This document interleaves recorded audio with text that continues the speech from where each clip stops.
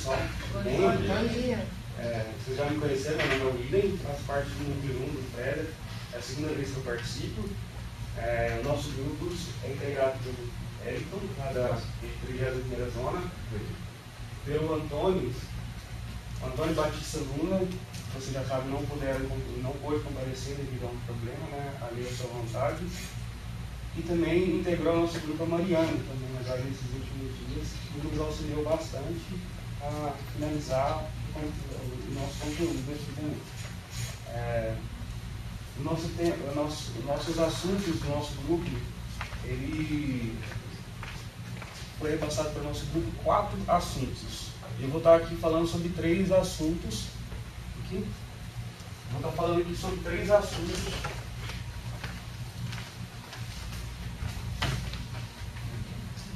Sobre 3 assuntos do nosso grupo. Não vai fazer nada, mas...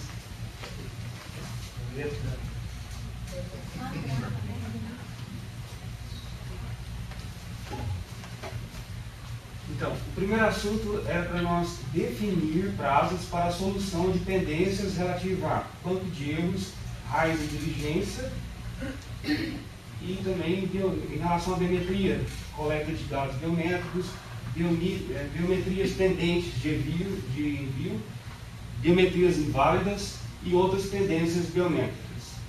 Então, assim, o próprio assunto, ele já é o objetivo do nosso trabalho. Aqui o nosso objetivo que é definir prazos para a solução desses problemas. Então, a justificativa, que também, só para me ressaltar, esse primeiro assunto, esse primeiro tema, ele foi prioritariamente desenvolvido pelo Antônio Batista Luna. Eu estou fazendo aqui, apresentando um trabalho que ele se debruçou bastante nesse trabalho. O trabalho dele é bem extenso. Esse conteúdo é um pouco polêmico, pode causar uma polêmica, mas o Antônio ele fez um ótimo trabalho, bem extenso trabalho, e eu vou tentar aqui repassar aquilo que nós discutimos e ele acabou trabalhando com maior afinidade. A justificativa é a necessidade de definição de prazos para que os servidores desse regional os tenham como base para a obrigatoriedade de identificar e tratar banco de erros, os raios de diligência e as pendências relativas à coleta dos dados biométricos. Qual foi a metodologia utilizada por ele? Primeiramente, ele fez pesquisa em todos os regionais dos normativos, para ver se tinha alguma base para ele estar incluindo no trabalho, para iniciar o trabalho. Então, assim, ele andou por meio de telefone, por meio também da internet, da intranet, e andou consultando se existia algum normativo que tratava sobre o assunto, para nos auxiliar.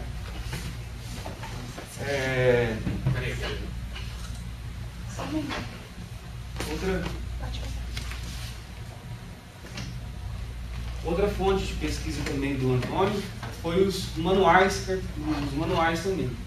Ele andou pesquisando os manuais e do total ele trabalhou com 19 manuais para produzir também esse conteúdo do trabalho. Então, ele fez a pesquisa, da pesquisa dos 19 manuais que ele consultou, 32% dos manuais falavam que a consulta ao banco de erros do nosso cadastro deveria ser semanal. 68% nós deveríamos consultar ao banco de erros diariamente. Então, da análise desse manual, a gente pode concluir que esses prazos exíguos para consultas, prazos curtos para consultas, ele revela a importância da consulta do banco de erros. Não só por isso, também o motivo principal é que o eleitor, durante essa fase do problema, do processamento, da suspensão do processamento, ele fica prejudicado. Pois aquele título, aquele procedimento que ele foi requerer no cartório eleitoral ainda não foi processado, não foi concretizado. Então o motivo maior é o prejuízo do eleitor, é a imagem da justiça eleitoral perante o nosso cliente, maior que o eleitor. Então esse é o foco do nosso trabalho aqui.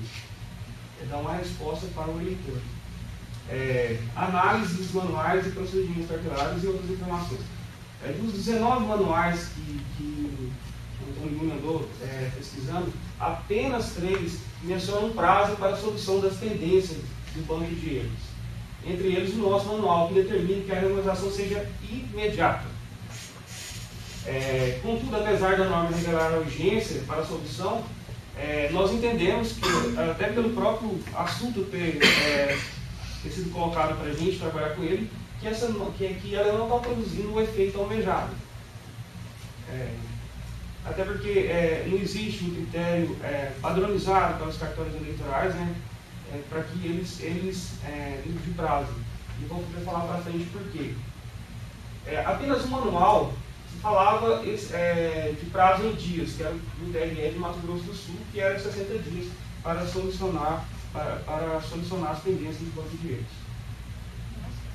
Qual que é os motivos da indeficiência que a gente entendeu da norma atual? Que na verdade ela está inserida no nosso TRE, está inserida no manual cartorário. Essa norma ela permite uma análise subjetiva do eleitor. Na verdade, ela fala que a regularização tem que ser imediata. Então, ela permite uma análise subjetiva do eleitor.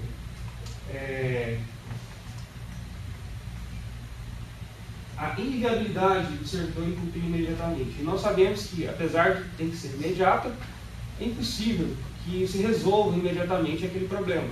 Porque, na maioria dos casos, quase 100% dos casos, nós temos que sair atrás do eleitor para que ele venha ao cartório eleitoral para que a gente possa resolver essas pendências. E também pela ausência da força normativa dos referidos manuais. Então, continuando a análise agora no que se refere a pendências biométricas. Dos 19 manuais que foram consultados, 5 consignam orientações expressas sobre os dados biométricos. Todavia, nenhum manual trouxe, na verdade, nenhum manual trouxe prazo para a solução de qualquer pendência relacionada à identificação biométrica. Apenas mencionaram que os RAIs devem ser colocados em diligência e, posteriormente, a pessoa tem que solucionar essa pendência. Consulta agora, na verdade, aos normativos das corrigerias eleitorais.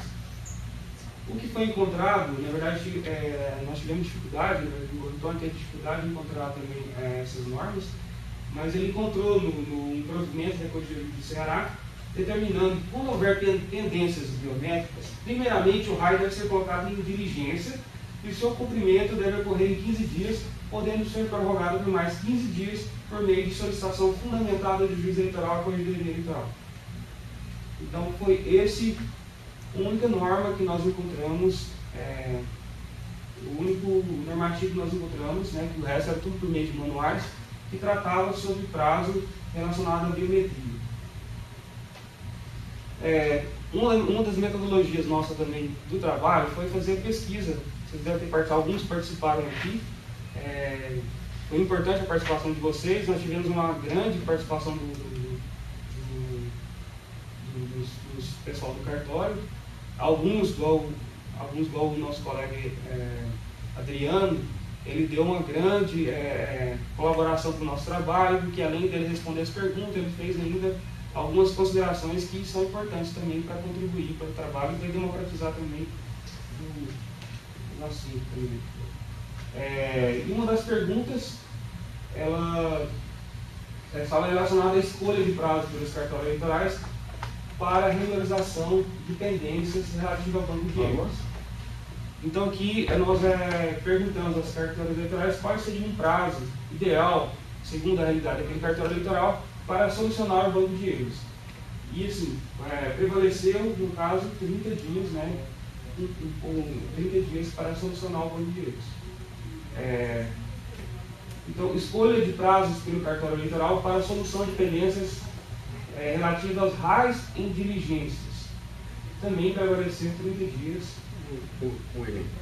Se me permite, sim, a gente vê que o maior número foi 30, né? Mas se você considerar os outros, a soma dos outros, né, é maior ainda do que, por exemplo, esse aí deu 34, né? Se você pegar 10, 15, 20, você vê que até chegar lá nesse 30, parece que a maioria foi antes de 30 dias, né? Se você somar... Mas enfim, só um detalhe para você... Isso é importante, né? É importante nesse aspecto também. Também é importante ressaltar que alguns, acho, talvez pelas condições também, opinaram por 20, 60 dias. Eu sei que a realidade de alguns cartórios não são a mesma de outros cartórios também, que têm dificuldade de localizar o eleitor. Escolha de prazo pelos cartórios eleitorais para a solução de pendências relativa à coleta de dados biométricos. Também prevaleceu, no caso de 30 dias. Também alguns, quase a mesma porcentagem, opinaram por 20, 60 dias também. E uma parcela pequena também opinaram por 10, 5 dias. Agora é importante considerar 5 dias, eu acho assim, meio complicado, né? Mas alguns opinaram por 5 dias, 15 dias e 20 dias. Então, a partir dessas pesquisas nossas, e a partir das consultas dos manuais, nós tentamos, né, entre o nosso grupo, também com a participação da nossa colega, descobrir um prazo que fosse ideal. Baseado em quais critérios? Sempre pensando no eleitor, na imagem de justiça eleitoral, e dar uma resposta para o eleitor também. Então, posso só fazer? Sim, pode falar. Assim, a gente passou em 2 critérios, na verdade. Tentar não prejudicar o eleitor, né, mas também visualizando a realidade. Que a gente não podia, assim, se a gente fosse pensar só em beneficiar o eleitor, a gente colocar um prazo de 24 horas ou 3 dias. Mas a gente sabe da nossa realidade, da realidade de algumas zonas, que é impossível encontrar um eleitor, trazer para um cartório e um prazo tão exíguo. Então a gente teve como norte também esses 2 polos. Né? A gente tentou conciliar esses 2 polos. Sim, chegamos à conclusão, né, até pelo trabalho, pela pesquisa também, que o prazo, apesar de ter prevalecido 30 dias, que aí, em regra, o prazo tem que ser 15 dias, por questão de celeridade para você localizar o eleitor. Então, o prazo razoável seria, e para todos os critérios, tanto para banco de erros, para raio de inteligência e para coleta de dados biométricos também. E, como exceção, uma prorrogação por mais 15 dias, mediante justificativa, né, do chefe de cartório, antes do término da quinzena, com o devido registro na certidão das providências tomadas naquele período de 15 dias. E as especificações dos motivos pelos quais a situação do eleitor ainda não for regularizada. E a pessoa que vai... Só para facilitar.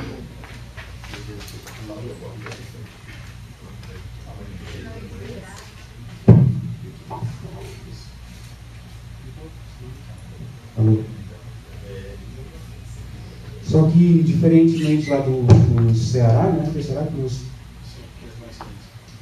aqui se ficaria sobre a responsabilidade do juiz eleitoral por prorrogar o prazo, não? Então, eu acho que é desnecessário encaminhar a corregedoria solicitando essa dilação de prazo. O próprio juiz eleitoral, ele é competente para estar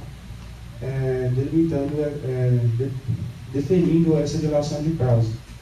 Então, que isso também conste no normativo também. Procedendo assim, direcionamos a importância, a necessidade de rapidamente contactarmos o eleitor, evitando que ele se desloque para um lugar longínquo e dificulte sua localização, e provocando a irregularidade de sua inscrição eleitoral. Então, para que é essa proposta? Essa proposta está consignada no PAE 6417, assim como todas vocês também. A expedição do normativo trará objetividade ao servidor na condução da resolução das pendências relacionadas ao presente assunto. pois a serventia terá um norte em relação ao tempo que dispõe para tentar resolver o problema relacionado a determinada inscrição eleitoral e evitará todos os esforços para o cumprimento do prazo regulamentar, gerando grande benefício ao eleitor. Em caso, esse assunto, da minha parte, encerra agora. Deve ser aberto para questionamento, alguma coisa?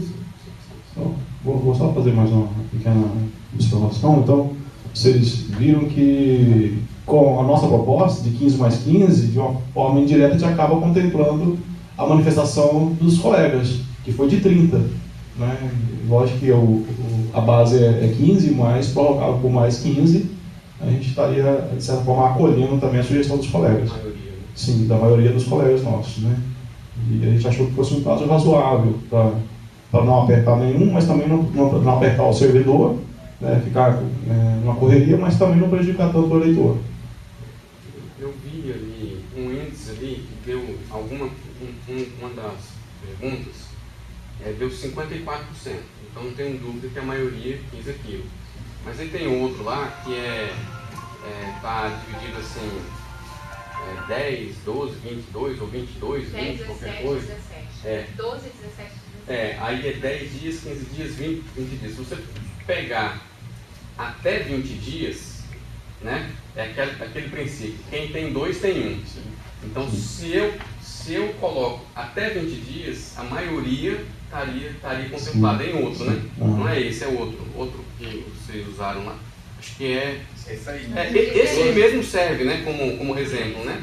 34 não é maioria, né?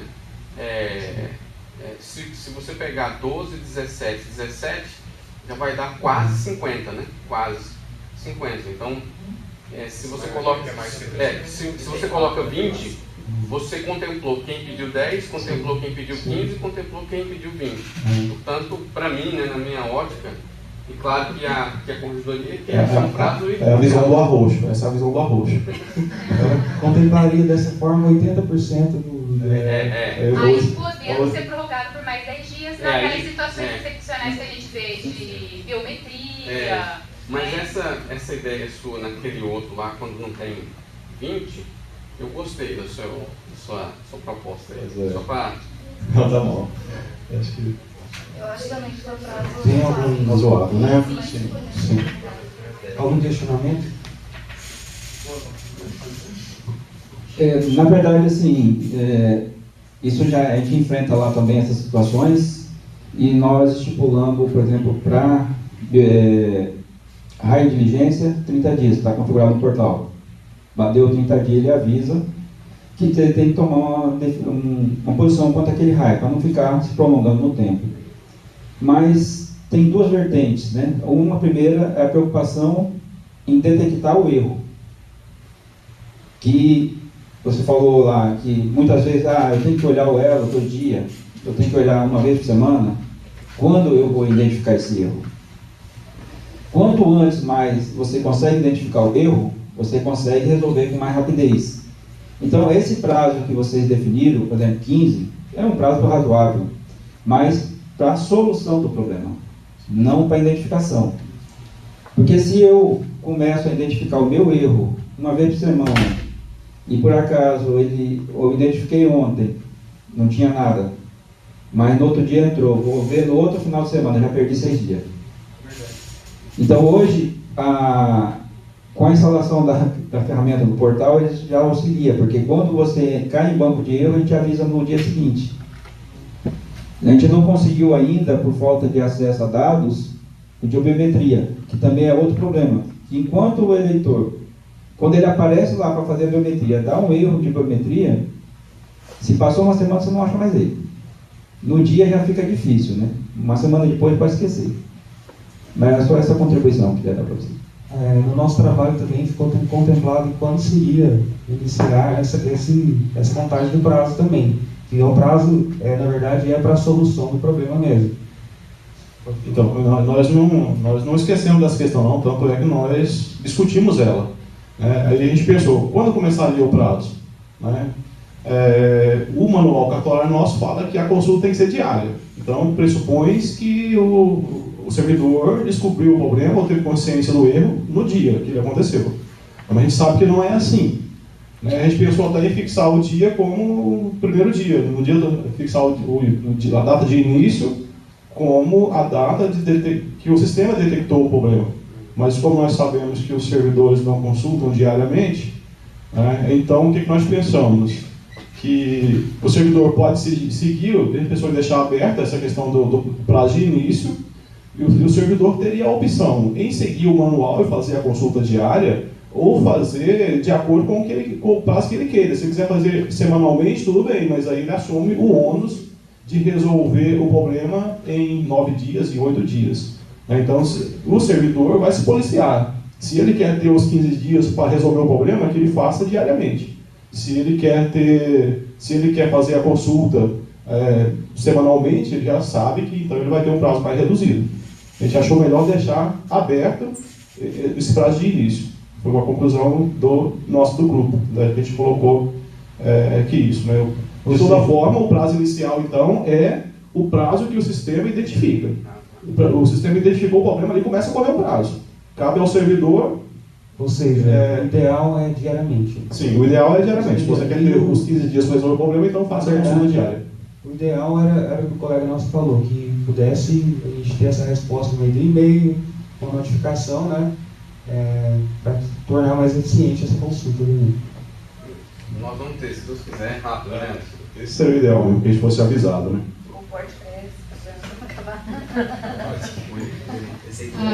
Desde a biometria, no período da biometria, eu realmente não conseguia consultar diariamente, dado o volume de trabalho. Então, o que eu fiz? Desde antes da biometria, já tinha definido fechar lote toda semana. Então, toda segunda-feira de manhã, primeira coisa, fechar lote de RAI. Então, obrigatoriamente, aí eu fiz um checklist para esta verificação. Consultou o banco de erro? Ok. Consultou tal relatório? Eu não lembro o nome de todos os relatórios da biometria, mas se eu não me engano são 3 ou 4. Então eu marco ok para todas as consultas realizadas. Assim que fecho o lote, faço as consultas, coloco ok nos checklists, né? Então assim, no mínimo uma vez por semana, mas tento fazer diariamente. Mas se caso no período que está muito difícil, eu faço uma vez por semana no mínimo. Eu tenho um pedido já, que é para você ceder o seu checklist para a gente colocar na nossa página. Isso com certeza vai ajudar os colegas que não fizeram biometria ainda, são muitos ainda. Eu já faço esse pedido já, sem protocolo, sim, esperando. Sim, com certeza, eu envio por e-mail sem problema nenhum. Então, dessa forma, assim, eu tento consultar diariamente, mas caso ocorra de um período muito crítico, que eu não consigo consultar diariamente, no mínimo, uma vez por semana, que uma vez por semana, obrigatoriamente, eu fecho o lote de RAI e faço a consulta.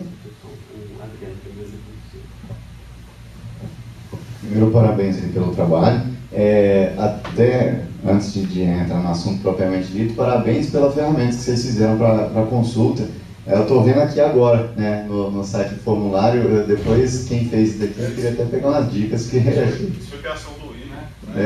Pensou, porque tudo que chega na lista cartória que é difícil, a gente meio que desanima, né? Então ele fez uma ferramenta que, às vezes a gente recebe umas consultas, você tem que imprimir o formulário, responder, depois digitalizar e mandar. Então o dele é só dar um clique e pronto. Não, fantástico, fica de acesso permanente, né? Tá aqui os comentários extras, os gráficos, tudo aqui bem bonitinho, né?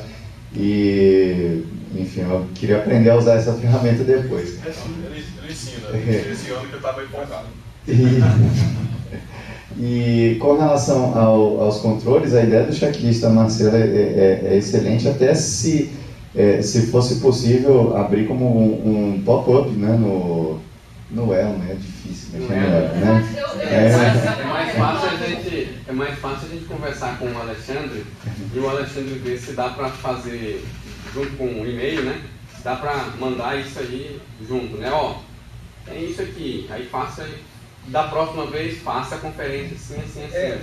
O único que eu não consegui identificar ainda, estou esperando uma consulta lá da nossa TI, é erro de biometria. Porque o erro de biometria tem que ser antes do envio do lote e antes do fechamento. Porque você já tem que enviar A biometria, se deu erro em alguma coisa, você trata antes de fazer o fechamento de lote. E alguns erros são vistos depois. Isso. Então, o único que eu não consegui pegar no portal ainda é esse erro, que eu acho muito importante, porque ele detecta na hora, né? Aquilo que está acontecendo, outro dia você recebe e você consegue tratar mais fácil. Agora, a gente vê que, assim, dentro do mesmo grupo, a gente está falando aí de controles automatizados, que é do PortCre.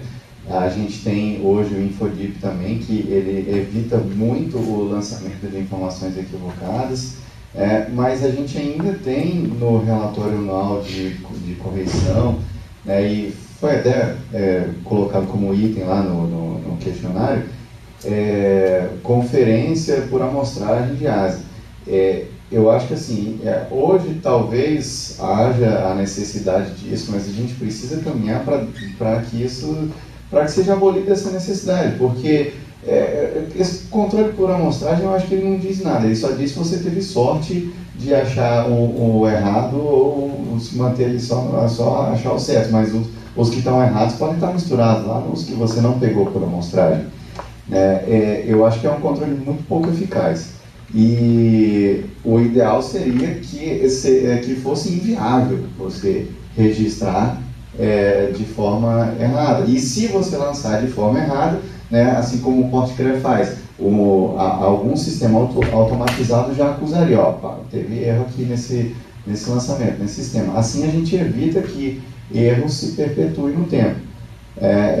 E assim, uma vez também que a gente conseguir usar essas ferramentas e entender que elas são suficientes, PortCre ou InfoDeep, seja lá qual for a ferramenta, que a gente tire isso também das correções e inspeções, até por ser desnecessário, otimizando o tempo tanto do cartório quanto da corregedoria, né, numa etapa que já foi superado pelo avanço da tecnologia, se isso for constatado. Né?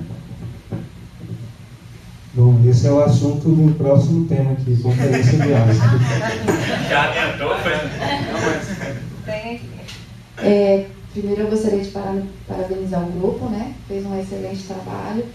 De fato, essa questão dos prazos para a solução dessas pendências é uma lacuna que a gente tem nos normativos. E conforme a pesquisa que vocês fizeram, é uma realidade de todos os regionais, né? Acho que só 1 ou 2 que tem isso normatizado nos prazos.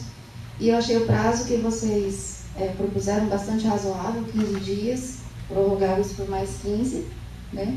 Porque a gente sabe que tem zonas que tem locais de difícil acesso, né, eleitores em zonas rurais, que é muito difícil contactar o eleitor. E, assim, aí na corregedoria a gente vai ver se coloca isso no manual cartorário, né, essa proposta de vocês, ou então em forma de provimento, mas eu achei assim, o prazo bastante razoável. Eu acho que vai atender assim, tanto o eleitor, né, que precisa ter esse RAI processado, quanto os cartórios que tem a realidade bastante difícil, né, que a gente sabe. Parabéns, por favor. Obrigado. A ideia é que se faça por meio de provimento, né? Mais alguma pergunta? O próximo assunto aqui, o nosso colega Adriano, ele já começou a falar, trata da conferência do ASA. E foi justamente nesse assunto que ele fez uma consideração importante, falando que o ideal fosse criar ferramentas para que não houvesse ou diminuísse os erros, né? Para que não ficasse só nessa questão de conferência, né? Mas sabemos que isso não é realidade e que tem que ter alguma solução, porque existe, conforme informações da corregedoria, existem diversos tipos de erros no lançamento do ASA e normalmente esses erros são identificados em momentos inoportunos. Talvez lá naquele momento a gente candidatura, quando você está julgando, você descobre que houve um erro no lançamento e não tem, assim, o eleitor às vezes quando vai no cartório eleitoral, às vezes se depara com o ASA e o cadastro está fechado, não tem como dar aquela solução para ele. Então, o tema ele é de extremamente importância e de extremamente relevância para o nosso contexto lá no cartório eleitoral também. Então, o assunto é o seguinte: o chefe de cartório deverá periodicamente revisar, conferir os registros de ASES e caberá ao núcleo enfrentar as seguintes questões. Enquanto ele bebe água, eu vou fazer uma anotação. Nós até sentimos, assim, como o colega Adriano colocou, a possibilidade de ver que isso não é eficaz, mas o grupo se sentiu meio que engessado diante da proposta que nós tínhamos que trabalhar. A nossa proposta era, objetivamente, fixar um prazo para que se fizesse. A gente não tinha opção de optar por não fazer a conferência. Nos foi posto na nossa proposta que a gente deveria fazer, que a conferência é algo que deveria acontecer e que nos cabia apenas fixar um prazo para isso e a forma como isso iria acontecer. Né? Talvez isso tenha engessado um pouco e inibido a gente de ir mais à frente propor outras coisas. Mas um grande fator que a gente ficou mais interessado foi o seguinte: qual foi a primeira iniciativa nossa? Consultar quais tipos de erros aconteciam, qual que era a frequência dos erros, e isso, não existe relatório no Elo para que nos transmitam o que está acontecendo na realidade, para a gente trabalhar de uma forma bem mais eficaz, para tentar trazer uma solução mais eficaz, para direcionar especificamente naquilo que anda acontecendo. Então, assim, atualmente, os erros eles são autuados aqui na corregedoria, né? É verdade, né? Os erros são aqui autuados na corregedoria. Então, fazer uma compilação desses dados não é tão simples para que a gente possa transmitir aos cartórios eleitorais o que, de fato, o de mais grave anda acontecendo. Então, assim, o chefe de cartório deve periodicamente revisar, né? E a gente ficou de discutir qual que seria essa periodicidade, se seria anual ou semestral, ou se seria uma data fixa, na semana anterior da correção ordinária, como que seria feita a conferência, qual o padrão para a correção, e também eles citaram também a apresentação do relatório anterior à correção ordinária também, depois a correção ordinária. Como o nosso colega Adriano falou, tem um item lá no CICEL, né, que fala que, na verdade, o chefe de cartório, além de conferir, ele deve também ele deve falar, né, com o servidor que errou, deve orientar, na verdade, o servidor que cometeu aquele erro lá, para que isso não ocorra novamente. Também são um dos itens lá da correção. Também foi feito duas perguntas, na verdade são três, uma subjetiva e essas daqui objetiva, que tratava sobre a periodicidade da conferência dos ASES. Qual seria essa periodicidade? Como vocês podem ver, quase que empatou a questão de semanal ou mensalmente. 43%, né, semanal, e mensalmente 39%, e uma pequena parcela acabaram respondendo 2%, diariamente, semanalmente e anualmente 9%. Quantidade de ASE a ser conferida. Então, assim, a proposta nossa, estava inclusive na pergunta também, que essa conferência ela seria aleatória e que ficaria a cargo do chefe de cartório fazer. E qual seria essa quantidade? E na verdade, 5% e 10% acabou tendo o mesmo resultado. Então, assim, a gente acabou levando em consideração esses dois fatores também, tanto 5% quanto 10%, e acabou o nosso grupo argumentar qual seria o mais ideal para a gente escolher dos prazos. Então, assim, o que nós levamos em consideração principalmente, para estabelecer uma regra para todos os cartórios eleitorais, nós temos que levar em consideração aqueles que têm maior dificuldade, maior demanda do registro de ASES, que são aqueles grandes cartórios, e aqueles cartórios que estão se formando maiores ainda, agora com o rezonamento. Então, tem cartórios que têm grande demanda de registro de ASES. Então, nós levamos, com base nisso, nós optamos em colocar 5% dos registros de ASES, respeitando também a pesquisa que foi feita pelo cartório eleitoral.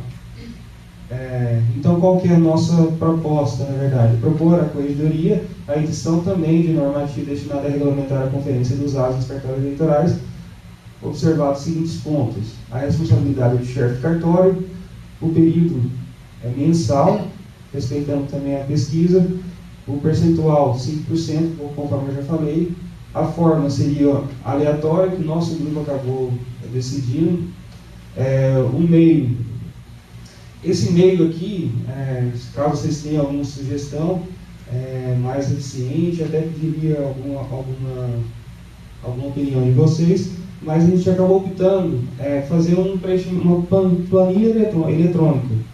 Por quê? Como nós não temos, o ideal é que para nós criarmos também um relatório daquilo que vem ocorrendo e de uma forma mais simples também para que as pessoas possam fazer também. Então, o ideal, a gente pensou em criar essa planilha eletrônica. Eu tentei formular ela ontem mesmo e também na semana passada, mas eu acabei deixando de lado. Essa planilha seria para quê? Para, na verdade, os chefes de cartório, eles certificar aquilo que ele conferiu. Porque, assim, a partir do momento que a gente delimita que eles devem conferir e tal, como seria essa forma de a gente saber? Quais eles... Exatamente, é uma relação das conferências desses 5% que ele pegou. É uma planilha eletrônica para facilitar, né, para não evitar perder e já ficar o dado já bem guardado, digamos assim, onde o chefe cartório, ao pegar os 5%, ele vai relatar um ASE foi de ASE de óbito, então descreve e tal, digamos assim, cada linha uma linha para cada registro, para cada registrado. Porque senão depois como que a corregedoria ia aferir se ele realmente fez ou não fez. Aí, no caso, numa correção, a gente iria olhar se a verificação foi feita e se ela foi eficaz. É isso? Exato. Na verdade, é o último item, informar o relatório anual de erros, né, com base nessa planilha, com base na coleta das informações mensais para juntar na correção ordinária também. E assim, essa planilha também, ela também teria campos para incluir os erros que não foram identificados por meio da revisão dos ASES, né? Também aqueles porque vão existir ASES que não vão ser identificados por meio da revisão. Vão ser ASES que vão comparecer lá ao eleitor e aquele que também tem constado a planilha também. A gente propõe, inclusive, que essa planilha, quando ela componha, né, como anexo à ata da correção. Um daqueles anexos da correção seria essa planilha que iria também.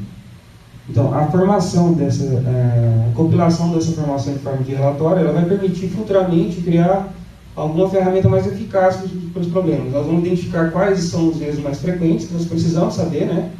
Quais são os erros mais frequentes para criar uma ferramenta mais eficaz para esses erros. Essa foi a ideia do nosso grupo também, finalizando aqui essa parte do trabalho. Se alguém quiser auxiliar. Como o colega Adriano falou, a gente realmente, em 5% você pegar o erro, a possibilidade é quase ínfima, né? Então realmente o instrumento não é bom. A gente sabe que não é o ideal. A gente faz as correções por amostragem. E, na verdade, parece que mas estatisticamente, estatisticamente você faz por amostragem, a chance de pegar o erro é muito grande, na verdade. A quantidade de amostra é pequena, mas como é aleatório, fica muito grande a chance de ser localizado. Então a gente faz as correções, né? A gente sempre encontra erros, percebe que o erro se repete. Se você pega um erro num lote, você olha outro lote, o erro é o mesmo. Se você olhar todos, você vai achar às vezes um só, mas com a por amostragem você acaba conseguindo mesmo com a quantidade pequena, você consegue visualizar o erro. Pode dar, né? Assim, o percentual não pode ser efetivo, mas a partir do momento que o servidor pensa que vai ter que fazer isso pode gerar mais um cuidado maior do servidor ao lançar o ASE. E quanto à tabela que você falou, tem até, aqui a gente tem os relatórios que usa nas correções, né? É um relatório que pega os últimos 5 anos todos os ASES lançados. Pela própria tabela, sem olhar o documento físico em si, você consegue verificar, por exemplo, um erro comum, lançamento errado de complementos. Você consegue, pela tabela, olhar qual complemento está fora do padrão, está tendo erro de complemento. Então, assim, tem algumas formas de você já conseguir, de antemão, de verificar, mesmo sem olhar documento por documento. Esse é um relatório de ASE específico que vocês tiram? Não, é relatório de ASE, a informática que... tem um geral que está na guia relatórios, aí você consegue usar todos os ASES da zona, né? Aí você consegue olhar qual complemento está errado. Um dos erros, né? Claro que tem erros de data, outras coisas, você tem que verificar o documento físico em si, mas assim, é efetiva essa amostragem pequena por ser aleatório. Se eu ficar escolhendo, não vai ser efetivo, mas como é aleatório, o alcance é bem grande. Quanto a essa questão do erro, até estava comentando com o grupo, né, que a gente devia trabalhar melhor, evitar o erro, né.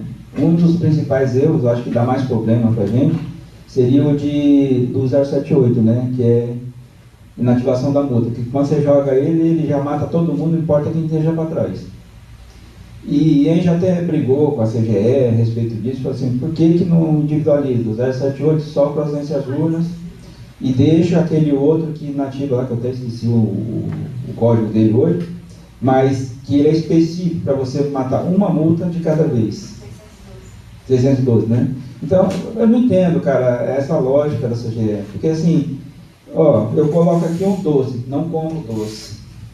Como não vai comer o doce? Está ali, uma hora alguém vai comer. A gente chegou a mandar essa proposta para o ASE de ausências urnas, sim, também individual, como é a da multa eleitoral. Não, até que... Aí o salário até que a ausência às urnas não seria tanto problema, né? Porque se o 078 inativar só eles, é irrisório. Se você inativou um ou outro, que é até bom para questão de produtividade, você não tem que ficar 10 ASE de ausência às urnas, ficar inativando um a um. Agora, quando entra específico, mesar faltoso, multa eleitoral, aí eu entendo que deveria ter só um tipo de ASE para inativar um a um, porque evitaria muito erro. Você já utiliza aqui o Infodip, eu não sei qual a abrangência, se você já tem 100%, 90% dos órgãos externos usando. O Infodip, ele já faz o batimento que a gente não conseguia fazer. Antes do Infodip, é uma loucura. Eu fazia para amostragem, só para amostragem mesmo, para tropeçar no erro. Se não tropeçar, eu nem achar. Então, hoje eu consigo, através do portal, verificar aquilo que o Infodip já verificou, se a zona corrigiu ou não o erro. Eu consigo fazer isso, eu não tenho ainda pronto totalmente. E é engraçado, a gente está trabalhando no módulo, dentro do portal, para facilitar a eleição. Porque quando fecha o cadastro, você continua recebendo o Infodip. Então você vai receber lá um monte de 337 lá.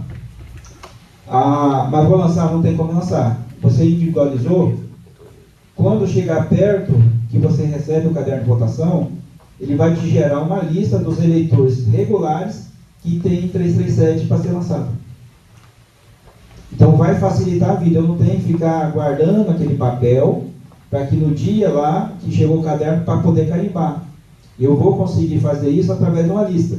E essa lista já me mostrou o seguinte, que muito, no caso lá, a gente encontrou 2 casos em Rondônia, que fez o lançamento, quer dizer, individualizou, disse que lançou, caiu em pendência, arquivou manualmente e não lançou. Era um 337 e o eleitor estava regular ainda, era um 019 o eleitor estava regular ainda. Quer dizer, a ferramenta automaticamente foi lá e buscou a informação. Então dá para criar mecanismo. O problema é que a CGE demora para assimilar essas coisas, né? A gente consegue algumas coisinhas resolver por aqui mesmo. Então é só também uma contribuição para se pensar, porque relatório, a verificação é muito boa, questão de verificar alguma coisa ou outra, mas eu acho um pouco eficaz. Não por falta de fazer, porque às vezes a gente tem tanta coisa para fazer e ainda mais uma coisa para fazer, né?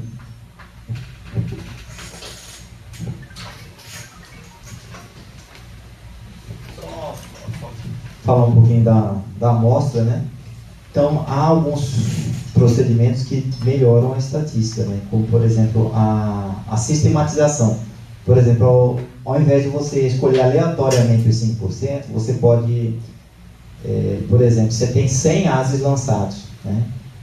100 dividido por 5 dá 20. A cada 20 ASEs, né, na ordem que foi lançado, você vai pegar um. Entendeu? Isso, estatisticamente, melhora a amostra. Outra coisa é você dividir por grupo. Por exemplo, tem os ASEs de suspensão de direitos políticos, outros de multa, né? Então, cada grupo você trata separadamente também. Então, é só melhoria. E quanto ao que o Adriano falou, eu também gostaria que tivesse um sistema que já apontasse todos os erros sem precisar isso. Mas tem alguns campos no ASE, por exemplo, o complemento, né? O complemento, infelizmente, né? Se tivesse um formato lá para você colocar o ano, onde é para ser o ano, né? Não recusasse qualquer outra informação que não fosse o processo, né?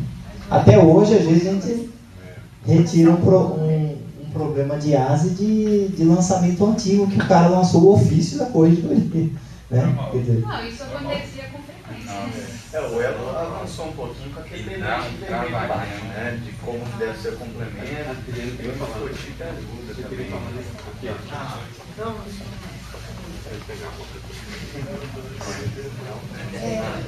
Eu concordo com o Adriano, né? Com o advento do InfoDip, a gente passou a utilizar em 2015, a incidência de erros diminuiu drasticamente, né? Porque antes a gente via complemento assim, os mais variados tipos, né? Condenação criminal, ofício e tal, né? Era assim. Mas era justamente por ineficiência de quem nos informava. Quem nos informava que se entrogava no processo, que se entrogava. Eu via mais por isso lá. Agora, como tem um campo próprio InfoDip, tem que preencher, então talvez com o InfoDip diminuiu bastante, até porque o próprio já sugere o complemento, né? Então, assim, o que ainda, assim, os erros que ainda persistem, que a gente verifica que chega bastante pedido de correção, é com relação ao motivo. E muitos ainda lançam o motivo 2 quando é o motivo 7, né, da 6490. Então, assim, e o Elo a gente sabe que tem essa deficiência que aceita qualquer, o que a gente quiser lançar de complemento, ele aceita, né? Se quiser lançar condenado, né? E aceita. Mas o que a gente verifica muito, assim, que vocês se deparam hoje nos cartórios, por exemplo, vocês recebem uma extinção de disponibilidade e ele vai registrar no Elo, não consegue relacionar com o 337 que está lançado por conta do complemento equivocado, né? Olha, tem um 3337, né? E nenhum é o complemento aqui desse processo, agora não sei qual foi inativar. Aí vai buscar nos arquivos para ver se é aquele ofício. E tem casos que simplesmente não consegue relacionar porque está lá, condenação criminal, né? Então, assim, eu acredito que com o tempo, quando esses complementos antigos, equivocados, forem sendo inativados, a tendência é a gente ir solucionando todos os erros, né? E aí, com o podcast, eu acho que vai facilitar bastante nossa vida também. Vamos, o Alexandre não vai pôr enquanto não tiver instalado os podcasts.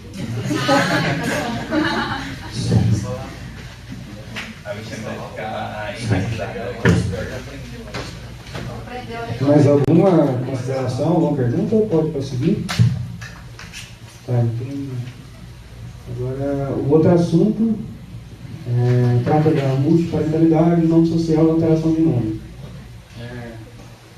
O assunto que foi proposto para a gente se refere a políticas afirmativas voltadas ao cidadão, discussão sobre a inclusão do procedimento e registro de pluriparentalidade, mudanças de nomes, questões relacionadas ao nome social, estipulado por decisão judicial ou determinação legal.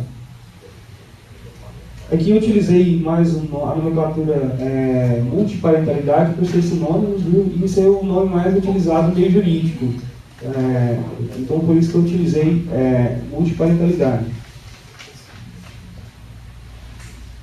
Então, o presente trabalho, a gente não buscou aqui criar uma tese sobre o assunto, e sim a gente discutir, identificar meios práticos que devem ser adotados aqui na Justiça Eleitoral, para viabilizar a movimentação do cadastro dos eleitores que necessitam incluir seus dados, incluir dados de filiação multiparental, nome social ou alterar seu nome diante de situações já consolidadas, ou seja, por meio de decisões judiciais, transitado em julgado, ou seja, por meio de determinação legal.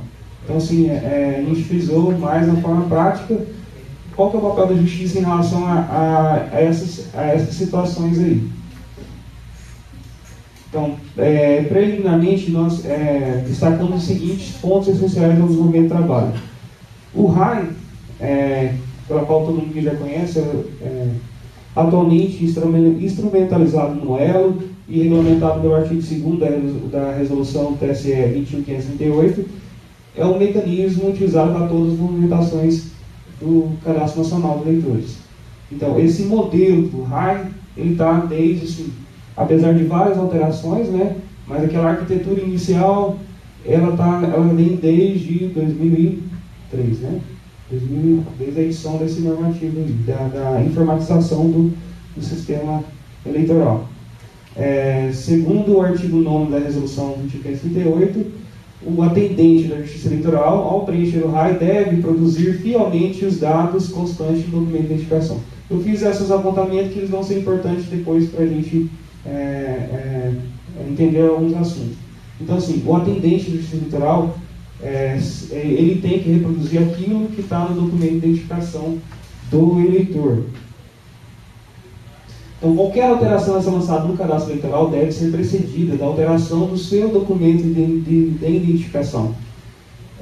Então, se caso venha alguém com decisão judicial de alteração de nome, de alteração de dados, que individualiza o eleitor, que conste naquele documento de identificação, ele tem que procurar primeiro a sua alteração daquele documento de identificação, iniciando pelo registro de nascimento. Ou certidão de casamento também.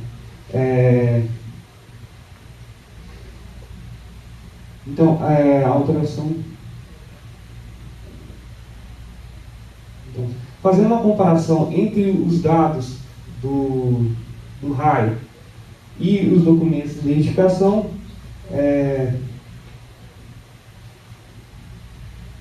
nós concluímos que esses dados aqui, ele tem que ser iguais ao documento de identificação, que é o nome do eleitor, a filiação do eleitor, a data de nascimento e local de nascimento, tem que reproduzir aquilo que está no documento de identificação. São os campos que estão no RAI e são os campos que estão também no documento de identificação, e são os dados que individualizam aquele eleitor perante os demais eleitores. Então, assim, qual o significado de multiparentalidade? Então, conforme Carcerati, igualdade de parentalidades biológicas e socioafetivas, pois entre elas não há vínculo hierárquico e uma não sobrepõe a outra, podendo elas coexistirem harmoniosamente sem problema algum. Então, essa é a definição de parentalidade. Para mim também foi novidade, eu aprendi estudando, acabei tendo que estudar o assunto, aprender, para depois tá repassando para vocês também.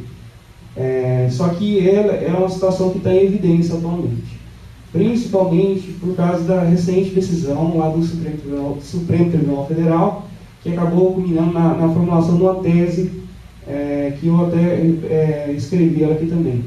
A paternidade socioafetiva, declarada ou não no documento em registro público, não impede o reconhecimento concomitante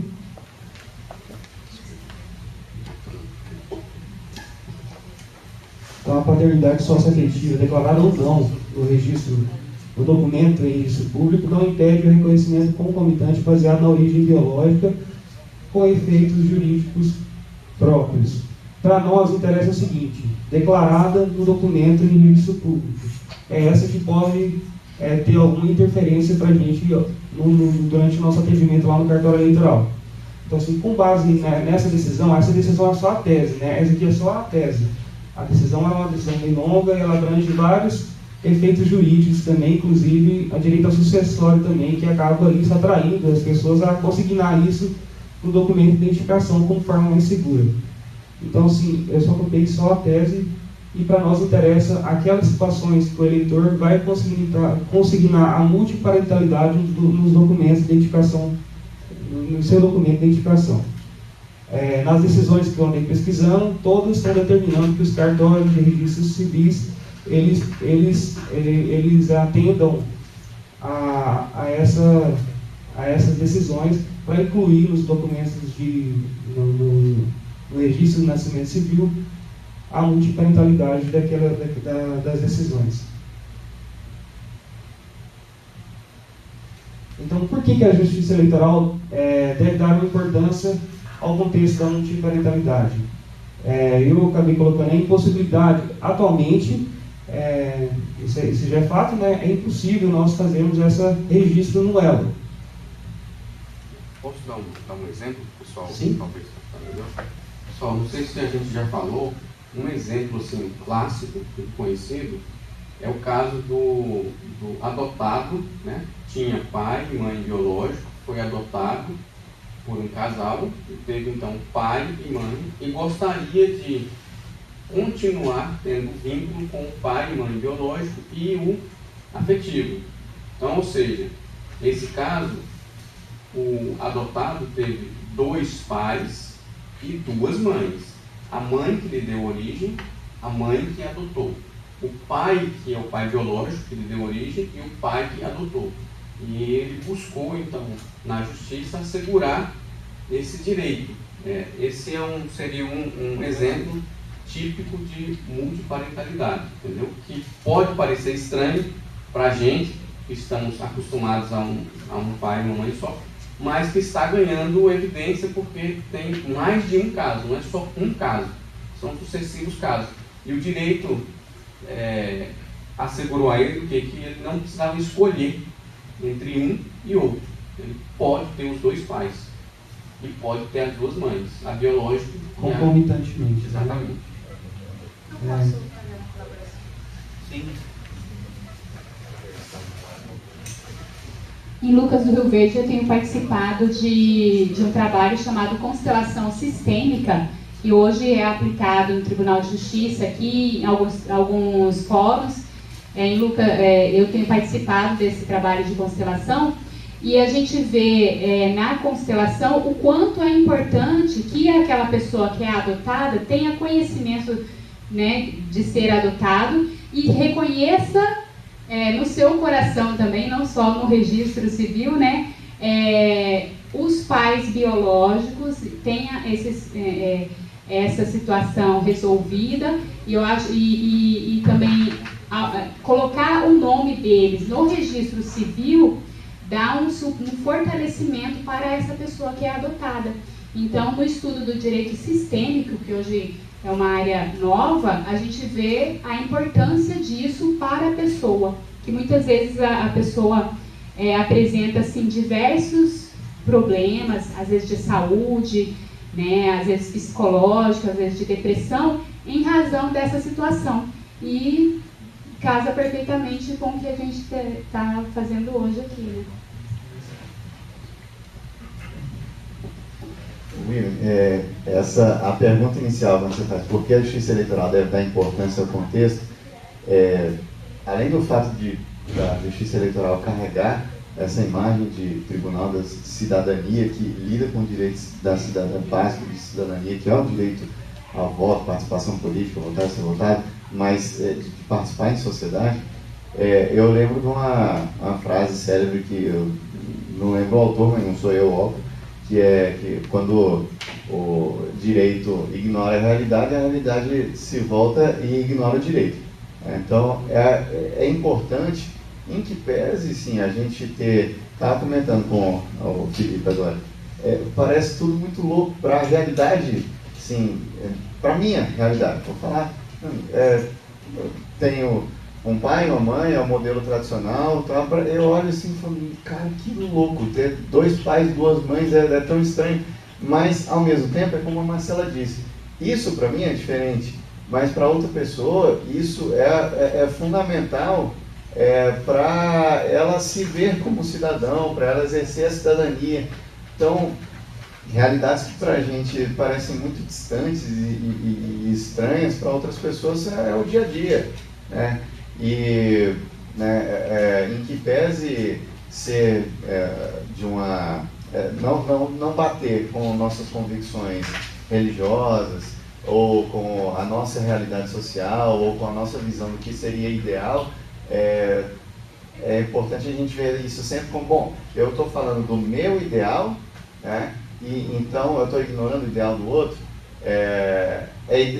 O ideal como instituição do TRE é ter essa abertura para registrar as diferentes realidades, concordando, discordando, e alcançar o que a Polícia Federal fez agora, recentemente, já com colocar só filiação independente do sexo. Eu fiz lá, recentemente eu precisei preencher o cadastro para renovar o passaporte, e aí tem lá a opção de filiação 1, filiação 2, e aí você, depois de preencher o nome, ainda coloca se é masculino ou feminino. Você pode colocar 2 masculinos, 2 femininos. Eu não vi se tinha um Tem campo... mais uma opção também, é não especificado também. Não especificado. Masculino, feminino e não especificado. Então, eu não vi se tem de repente um adicional lá para colocar mais um terceiro e quarto pai ou mãe, talvez até tenha. Então, tudo parece muito, repito, né, parece muito louco para a realidade tradicional, mas é o mundo. O mundo é isso, é plural pra caramba, concordemos ou discordemos, né, e é importante a justiça eleitoral acompanhar isso para não ficar atrasada, né, em relação à realidade. Obrigado, muito importante.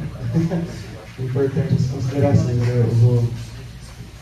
Agora eu vou abrir para questionamento de vocês.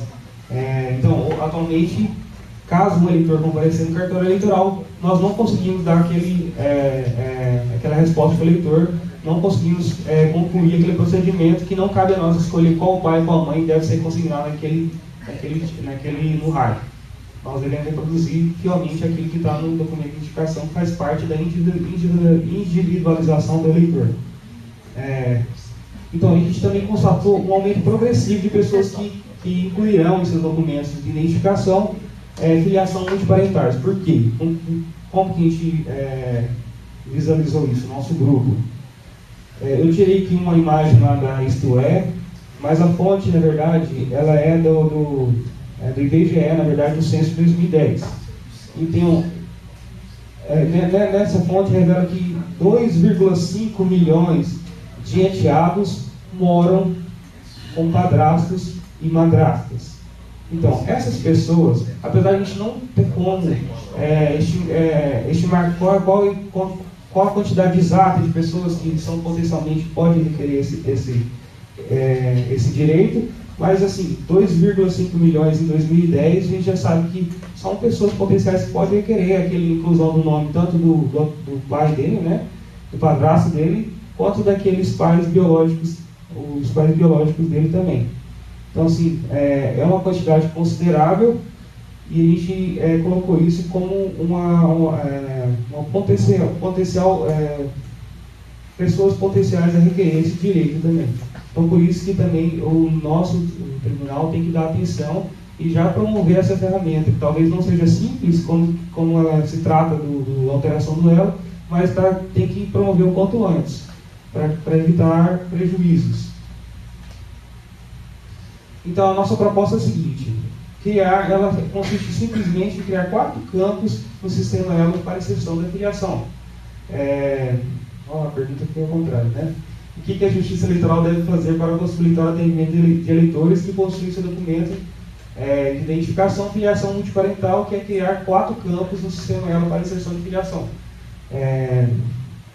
Então não tem outra alternativa. No mínimo 4, né? Padronizar, aqui foi uma outra sugestão nossa, justamente que a gente visualizou em alguns documentos de identificação, como o passaporte, e também não só por isso. Nós constatamos que todos os documentos de identificação que são hábeis à movimentação do cadastro possuem já o termo filiação. Não tem a consignação quem é o pai, quem é a mãe, é filiação. Então, assim, o último documento que eu me lembro, que eu acabei pesquisando aqui, foi o certidão de nascimento, de casamento, que também passou, a partir de 2010, a ter agora só a denominação filiação, não tem pai e mãe. Foi conforme foi uma normativa do CNJ que acabou padronizando essa questão também. CNJ. RG também? O RG já tem, eu acho que até o seu, você pode olhar, já tem filiação já é bem antigo, já é mais antigo. Agora o mais recente é o registro de nascimento, que foi em 2010 já, não tão recente, já tem bastante tempo. O ruim só disso é que se não constar lá na filiação se é masculino ou feminino, tem uns nomes que são meio ambíguos. Eu já, lá em Ribeirão Cascaleira, a proprietária de imóvel que era alocada para a Justiça Eleitoral chamava Dona Moisés.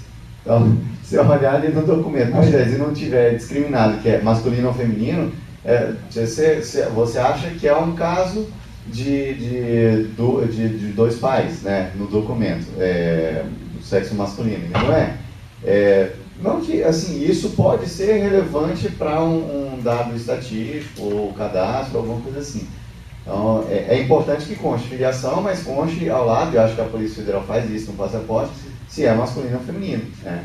Por conta desses nomes ambíguos. Ou não identificado. Não especificado. Então, assim, padronizar a denominação para filiação, justamente por causa dos documentos que já são hoje descritos como filiação. Atualmente, o sistema os campos destinados para a inclusão do pai e mãe possuem a denominação. Os campos destinados para a inclusão de filiação possuem a denominação pai e mãe, né?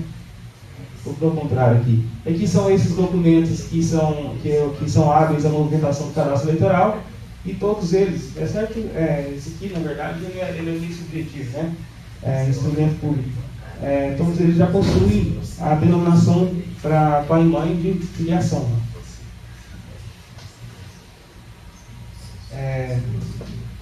Então, aqui estou repetindo o que eu já falei, né?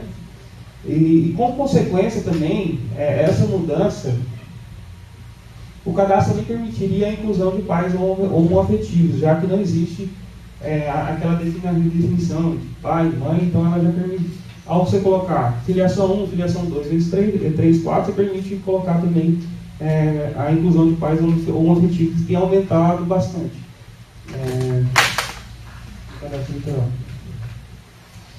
Então, a ideia nossa também é que isso seja promovido antes da implantação da identidade civil nacional. Porque, assim, nós não sabemos quando que vai, de fato, vai ser implantado isso nacionalmente, né? Foi apresentado semana passada aqui pelo secretário, ele tentou, acho que vender a proposta falando que isso daí vai ser uma coisa, uma realidade, que agora é possível, por meio de parcerias também com o setor privado, porque isso é bem oneroso, né?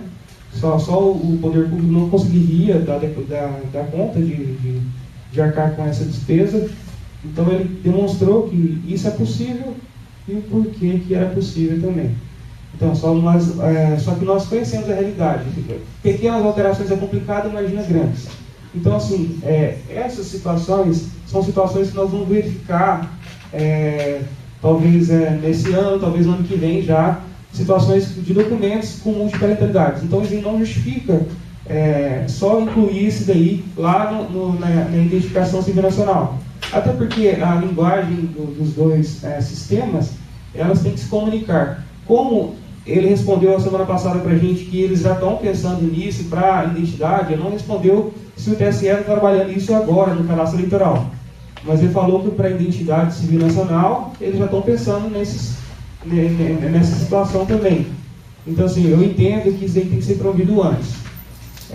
Então, essa é a ideia do nosso grupo aí. A justificativa é possibilitar a movimentação do cadastro nacional daqueles eleitores, né? Garantir a igualdade de condições em relação aos demais eleitores, evitar surpresas e constrangimentos por parte dos eleitores e dos atendentes do cartório eleitoral, diante da inviabilidade da movimentação, e evidenciar a eficiência da justiça eleitoral e sua preocupação com as minorias. Agora eu já passo para o nome social. Tem algum questionamento? O nome social vai ser bem curtinho também. Está demorado, né, Cris? Já passou, né? Desculpa. O nome social é o seguinte, também fez parte do nosso tempo. O decreto 8727, ele já trata dessa questão do nome oficial. Ele foi, vou ler rapidamente aqui, os órgãos e as entidades da administração pública federal direta, autárquica e fundacional, em seus atos e procedimentos deverão adotar o nome social da pessoa travesti ou transexual de acordo com seu requerimento e com o disposto nesse decreto. Então, esse decreto ele foi editado no ano passado, em abril do ano passado, então ele encontra vigor desde de abril desse ano. Então, já é uma realidade que nós deveríamos estar adotando na justiça eleitoral também. Os registros dos sistemas de informação, os cadastros de programas de serviços e fichas de formulários e prontuários e congêneres dos órgãos das entidades da administração pública federal, direta, autárquica e fundacional deverão conter o campo nome social em destaque, acompanhado do nome civil, que será utilizado apenas para fins internos. Constará nos documentos oficiais os nomes sociais da pessoa travesti ou transexual, se requerido expressamente pelo interessado, acompanhado do nome civil. Então, que trata de uma situação, em todos os casos aqui, que a identificação ainda para efeito de individualização do indivíduo, ainda é o nome civil dele. Então, para efeitos de batimento, o nome civil ainda prevalece. Só que nós devemos colocar em destaque aquele nome tanto no documento de identificação, quanto em todos os formulários aqui, quanto nos sistemas também que são abertos tanto internamente e externamente, a opção da inclusão do nome social. E, pelo que nós entendemos, bastando apenas o requerimento independente de prova, de algum tipo de prova. Atualmente, esse procedimento já é adotado pela Receita Federal. Então, aquele documentinho que se imprime lá na internet, ele já sai o nome social de destaque e o nome civil logo abaixo. E também nos documentos de identificação, ou nas declarações também.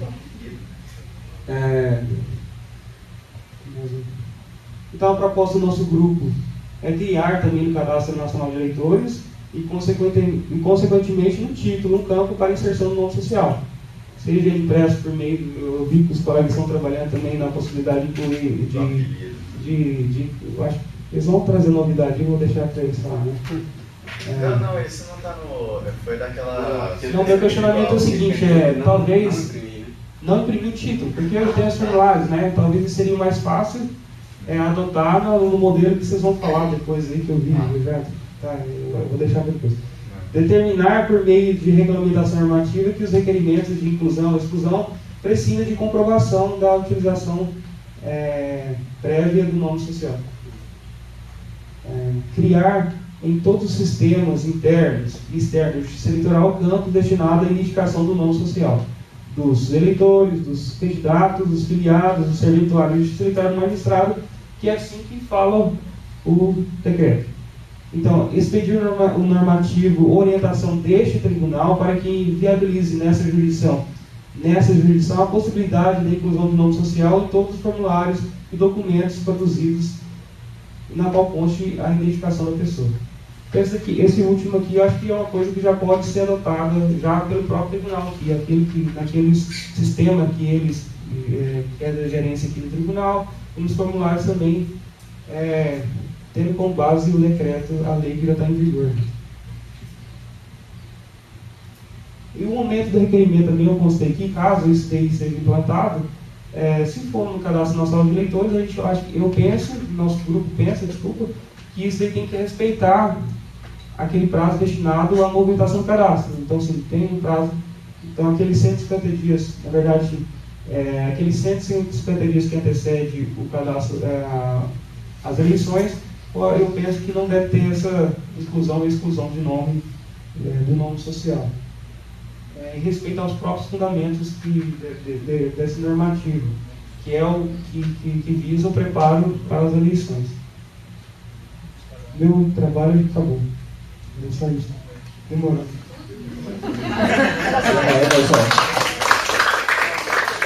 Acabou, mas não acabou.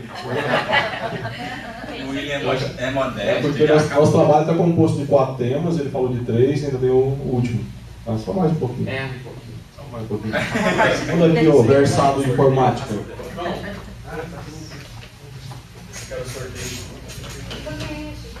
Tem mais um agora, é a Ferrari que vai ser sorteada agora.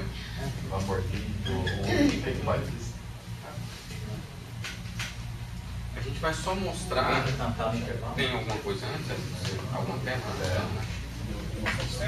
Não, sem ser o sistema, tem alguma tela que você preparou?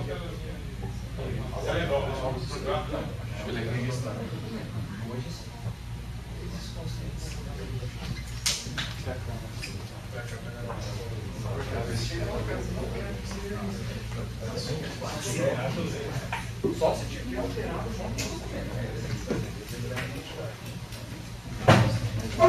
Então,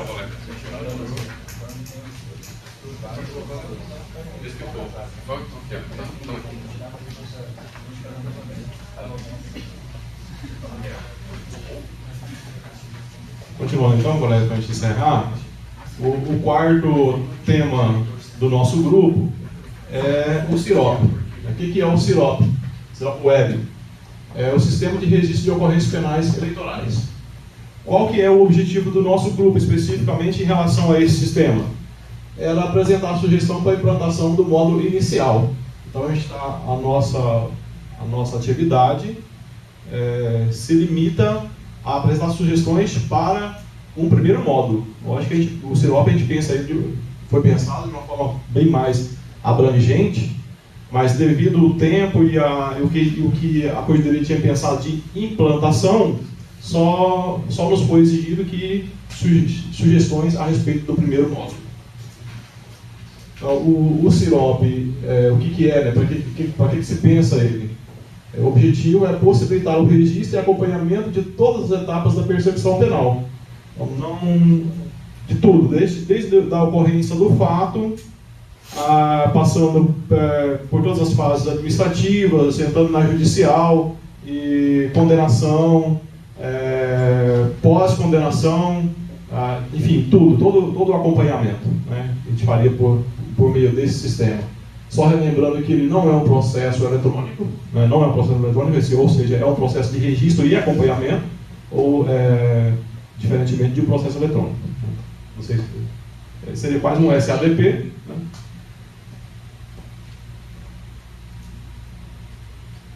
Como surgiu a ideia? Isso aqui é basicamente aquilo que Elcio já tinha dito na fala dele aqui a respeito do relatório, né?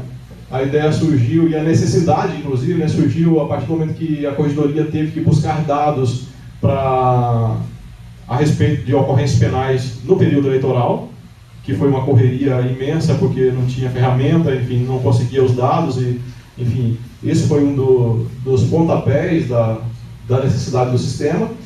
E outro ponto que eu vislumbrei é a Corregedoria, na sua atividade normal, ou quando vai fazer inspeções nos cartórios, verificou falhas no acompanhamento dos processos, monitoramento dos processos penais, e, por consequência, o sistema também é visto como uma ferramenta para auxiliar muito esse acompanhamento. Hoje, né, a gente já sabe que há uma deficiência no acompanhamento da gestão dos processos penais, e hoje não tem muita ferramenta para fazer esse acompanhamento, e principalmente buscar dados estatísticos. Esse sistema ocorre, o que Elcio também já tinha mencionado, que ele é acoplado ao sistema ELO, mas que ele busca, que a gente alimenta ele só praticamente no dia das eleições, e alimenta e as informações somem, a gente não tem elas depois no lugar para dar continuidade ou para pesquisa, então não é uma ferramenta boa, né, não é uma ferramenta de muita utilidade. O SADP, que todos conhecemos, serve à Corregedoria para alguns acompanhamentos, mas não é tão bom quanto se pensa com o SIROP. Preenchimento de planícies, que aconteceu quando a Corregedoria precisou de dados na eleição passada, mandou planilha para todo mundo tem que preencher planilha, mandar de volta. Imagina uma coisa arcaica, né, dificultosa, pouco produtiva, coisas que com o sistema pensa que vai estar resolvido, né? Então, como eu já tinha dito, a base que nós do grupo tivemos para pensar sugestões para o SIROP foi o relatório de ocorrências criminais das eleições de 2016, que a Corregedoria elaborou e que o Elcio apresentou aqui. Então, quando a gente pensou em auxiliar nesse sistema, a gente teve por base esse relatório. Quais as necessidades que o relatório apontou? Então, por consequência, o que o sistema deve conter a partir dessas necessidades? Então, foi isso, né? E a conversa direta com a Corregedoria através do Kelsen. Então, foi basicamente essas as nossas duas fontes, não tivemos outras. principalmente porque não existe um processo igual, um procedimento igual, uma ferramenta igual em outros tribunais para a gente fazer um meio cola, né, observar, enfim, praticamente não existe, né. Outra dificuldade que nós tivemos, o grupo teve, foi o fato de pensar um sistema sem estar com a informática do lado. Imagina a própria corregedoria aqui no tribunal, do lado da informática, já encontrou óbices, dificuldades, imagina nós lá no cartório sem esse contato. Então foi muito difícil pensar nessas sugestões, porque tudo que você pensa em termos de informática, você pensa, é possível, será que dá para fazer e tal? E a gente ficava sem essas respostas, então foi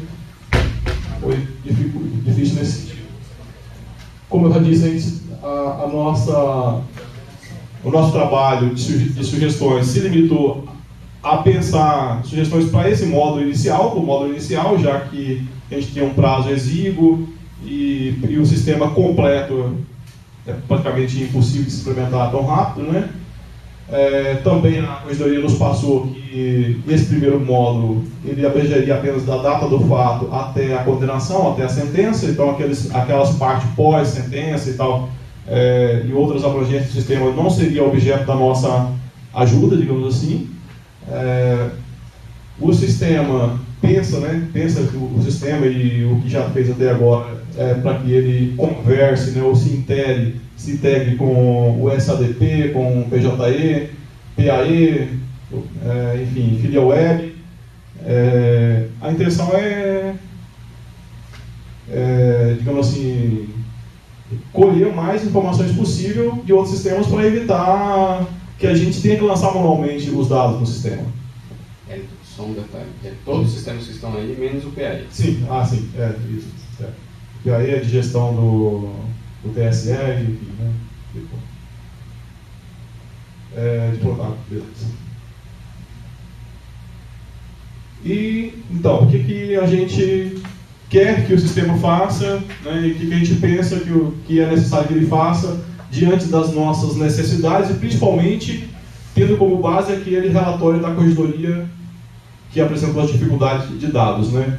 Ele vai contemplar dados sobre prisões e por consequência de eventuais fianças, vai possibilitar que seja inserido o valor, que espécie que é, se a fiança foi paga em alguma espécie de alguma forma diferente de dinheiro, enfim, vai especificando, né, e dentro desse campo da fiança, a qual banco foi recolhido, se foi em espécie, número de conta, isso tudo baseado nas dificuldades e deficiências que a corregedoria tem vislumbrado, de até sumiço de valor de fiança, como o Kelsen acho que mencionou também aqui, né?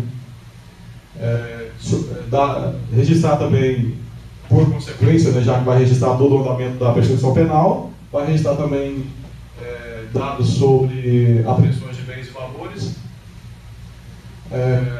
Supervisão judicial, vai possibilitar a supervisão judicial dos procedimentos de investigação. Eu penso que esse é um grande gargalo que a gente tem aqui na Justiça Eleitoral, né, essa questão de acompanhar e fiscalizar os inquéritos, especialmente.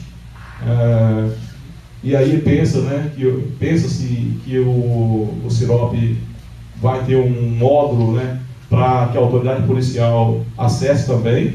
Isso eu vejo isso como importantíssimo, porque só assim a gente conseguiria realmente registrar o fato desde o início, né? Porque é uma realidade, já aconteceu em cartórios que eu estive, de a gente não ter controle de procedimento que está na delegacia. Mesmo porque os processos, em regra, só vêm à Justiça Eleitoral, ao cartório, quando precisam de pronunciamento do juiz, em regra. Se tem uma prisão, enfim, aí vai lá para o juiz decidir e você aproveita essa oportunidade para registrá-lo, né, e, enfim, tomar conhecimento dele. Agora, se não tem uma necessidade de pronunciamento já imediato do juiz, o procedimento fica lá esquecido lá na delegacia e você nem sabe que ele existe. Isso acontece muito.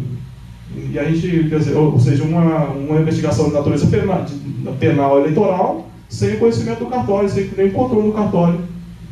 Perpetua lá por muito tempo. Então, a partir do momento que o Sinop possibilitar essa extensão às delegacias, os dados já seriam incluídos de imediato, possibilitaria a estatística, inclusive no dia das eleições, já puxaria direto da fonte todos os dados, né, de ocorrências, evitaria esse preenchimento de planilhas e tal, e assim por diante. Questão que o Kelso também já tinha mencionado, que também é um problema, por mais que a gente imagine que é distante, mas acontece, a questão do foro privilegiado. O sistema apontaria isso, buscaria essas informações, inclusive nos outros sistemas que ele cruzaria, se o investigado, enfim, o réu possui um foro privilegiado para evitar que processos tramitem indevidamente em instâncias não competentes. Controle dos prazos prescricionais também, né? A gente já mencionou isso aqui, também o sistema possibilitaria isso também, evitando prescrição. O acompanhamento da suspensão condicional do processo e outras paradas do processo, né? A suspensão condicional também é um gargalo, a gente não tem como registrar isso, alguns registram, outros não registram, acho que a maioria dos cartórios não fazem um acompanhamento. A transação penal, pelo menos você lança um registro no Elo, um ASE, né? E pelo menos tem isso. Agora, em relação à suspensão condicional, nem isso tem. O cara pode se beneficiar da suspensão condicional em várias zonas hoje, né? Em tese poderia, porque a gente não tem como conversar, a gente não tem essa informação.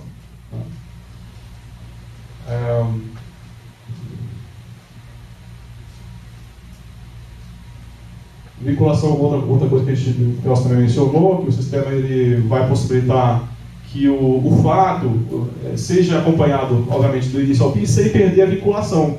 Né? Ao passar de uma notícia crime para um inquérito, para uma ação penal e assim por diante, ele não vai perder essa vinculação. Isso é interessante, inclusive para fins estatísticos, a gente poderia perguntar assim, por exemplo, dos caras que foram presos em tal eleição, quantos a Justiça Eleitoral conseguiu condenar? Né? Para a gente ter estatística, além de outras importâncias também. E, obviamente, possibilitaria o monitoramento de metas de julgamento pela Corregedoria, né? Já fazem isso hoje usando um pouco o SADP, mas o sistema ajudaria ainda muito mais. Isso é basicamente o que a gente pensa que o sistema deve ter. Aí, diante dessa dificuldade de conversa com a informática, né, a gente ficou meio impossibilitado de propor as ferramentas, se elas seriam possíveis ou não possíveis, mas mesmo assim a gente pensou em algumas coisas. Agora o Kelsen vai, assim, o Kelsen já tem um protótipo do sistema, está meio ainda... Na verdade, o que vocês vão ver aqui é o que a gente começou a trabalhar, a gente já está um pouquinho melhor que isso. Aqui é o esqueleto, mas... Não, tá aqui, ó. Tá nesse outro aqui.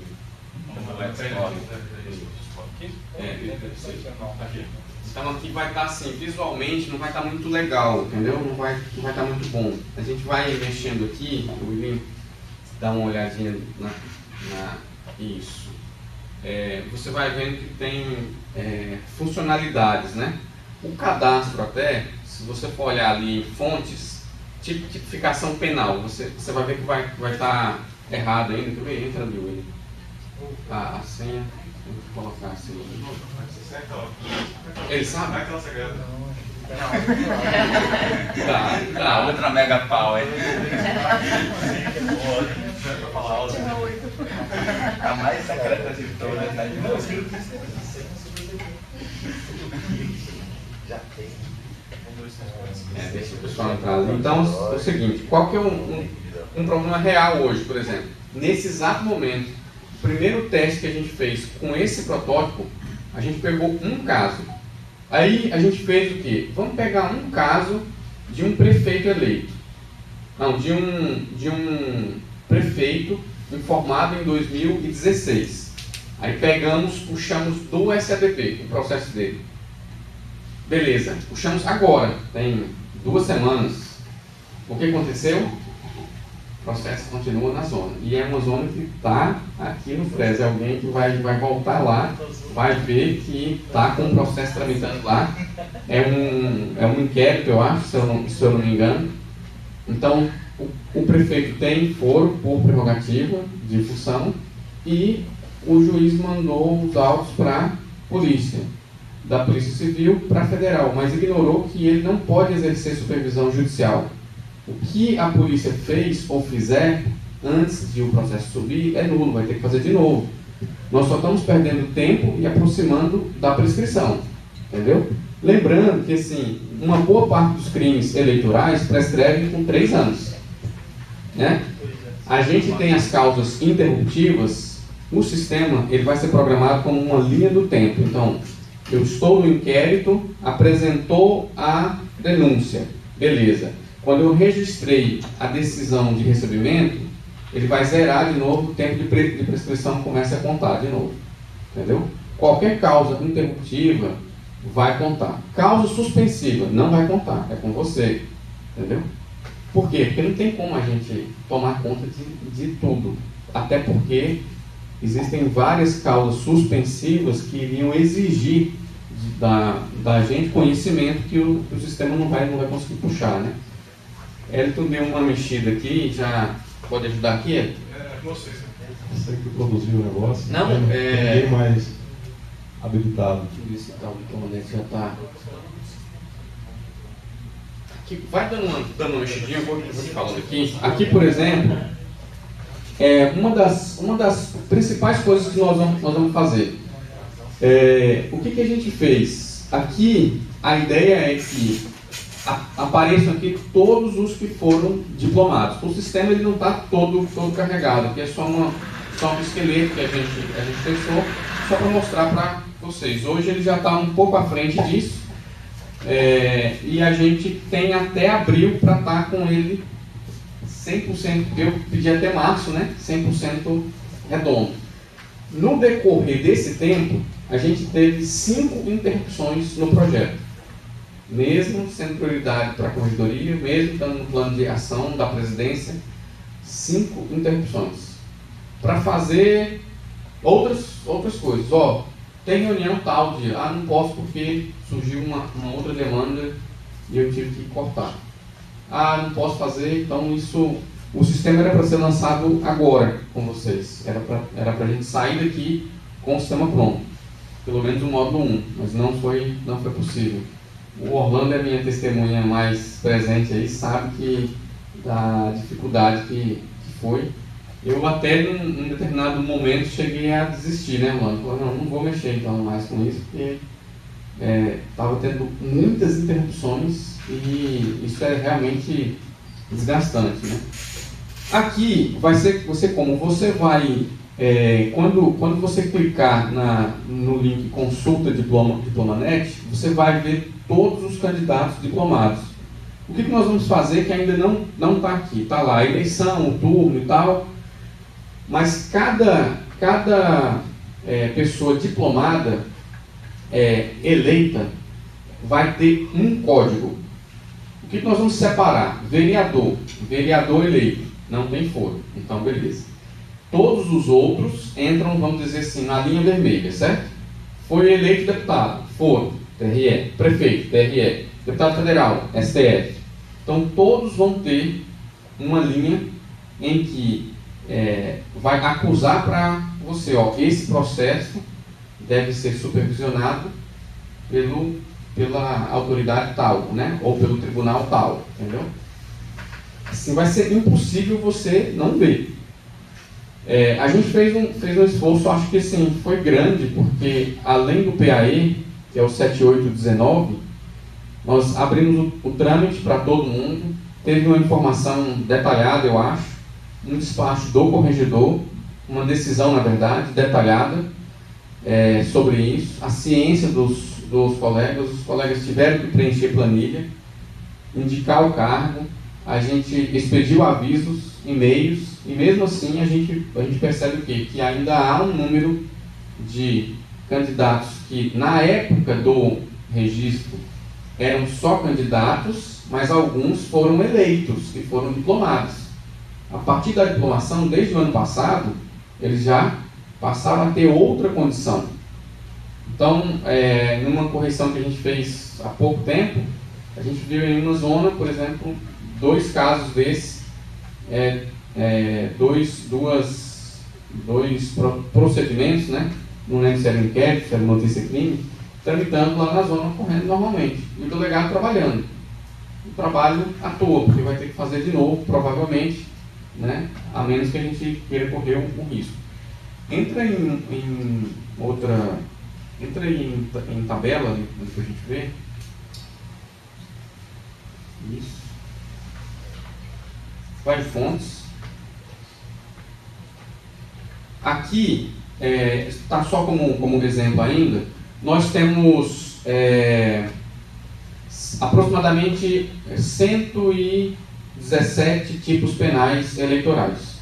A maioria deles está no Código Eleitoral, mas nós temos na Lei das Eleições, nós temos um tipo penal na Lei Complementar, 64/90, temos na Lei 7.021, eu acho, que é, né, de 82, temos na Lei 6.091, que é de transporte, de 74, enfim, são mais ou menos 6 diplomas legais. Aqui a gente colocou só 3, mas tenta ali, Elton, clica lá em criar lá. Isso vai estar carregado já para vocês. É só para vocês verem como é que digita aí a lei, essa lei que você falou do transporte, 6.091, número 6.091/74. Aí você coloca a Lei de Transporte de Eleitores. Transporte e alimentação de eleitores. Quando vocês receberem, vai estar pronto já. Nós só vamos mostrar que assim, alguém vai ter que fazer, né? E há espaço, por exemplo, para se a legislação mudar, ou pode acontecer uma coisa que nós não vamos cadastrar, é você. Aqui eu vou dar como exemplo, tá? Quando há um crime eleitoral e um crime comum, por conexão se atrai para o eleitoral, certo? Não vai ter o tipo penal comum, a fonte comum, não vai ter o código penal aqui. Quem vai fazer isso? Aí você vai fazer, porque sim, existem vários tipos, em várias leis. Nós vamos cadastrar o que é do eleitoral. Quando você se deparar com alguma situação assim, você vai lá e vai cadastrar. Por que você vai cadastrar? Porque você vai ter que indicar o tipo penal. Quando você indicar o tipo penal, automaticamente para cada tipo cadastrado, ele vai puxar a prescrição. Entendeu? Como a maioria dos casos nossos não tem conexão, então vai ser um caso ou outro que vai ter, certo? Ele cadastrou ali e já apareceu lá. Vamos supor que ele estivesse cadastrando ali o nosso código penal. Quando ele clicar naquele lapisinho lá, acho que é ali mesmo, vai em... Deixa eu ver agora aqui, que até eu esqueci. Tipificação. Isso. Aí você pode colocar lá artigo 11 e tal, clica lá criar, artigo 11. Ali o Ricardo fez a inclusão do tipo 289, mas ele fez errado ali. Depois a gente, no módulo vai estar certinho, é só para vocês verem ali. Vamos colocar a lei, artigo 11 da lei? Coloca da lei 6.000 lá, 6.000, muda ela, coloca da lei. Porque não seria interessante vincular para a corregedoria alguém específico criar, porque se as pessoas procuram, não acham, vê então, publicidade. Cada vez que ela criar, a gente vai saber. Quando ela souber, nós vamos fazer essa correção, entendeu? Se houver erro. Assim, de pedir, né, para a corregedoria ou para alguém que centralize. A gente pode até. Como é exceção, assim, né? Porque assim, seria. A gente até poderia cadastrar tudo.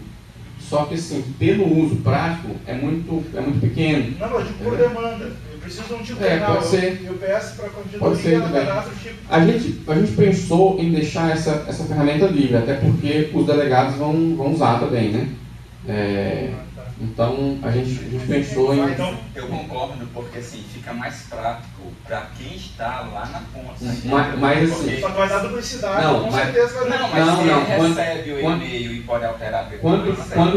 Quando tiver criado alguma, você não vai conseguir criar duas, entendeu?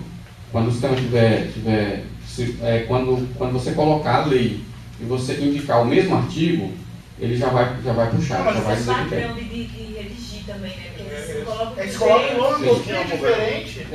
Você coloca a lei N. Mas aí a gente vai. O que a gente quer? Quando você tiver algum crime conexo, que você clicar, nós vamos saber qual processo, qual tipo do eleitoral, qual conexão. Aí a gente faz isso. Porque é muito pouco, entendeu? Não, entendi, eu digo só para a questão de. Né? Sim, não. Acho que facilita para a identificação automatizada se na fonte só puder colocar lei, só números, e do lado, ano da lei. Né? E aí você não coloca, evita como se fosse um computador. Lei, número. Se é complementar ou originário, já sai do padrão. Não vai, Lei, N, ponto. Lei. Beleza. Agora, por exemplo, eu não sei como eu tenho que escrever a pena. Não, a pena é um preceito secundário.